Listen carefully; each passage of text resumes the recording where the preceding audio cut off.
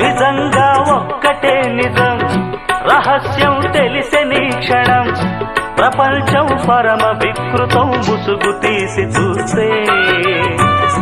అసత్యం సహజ సుందరం, అనంతం దాని వైభవం, అబద్ధం కరిగిపోయే నా బ్రతుకు సాగదంతే.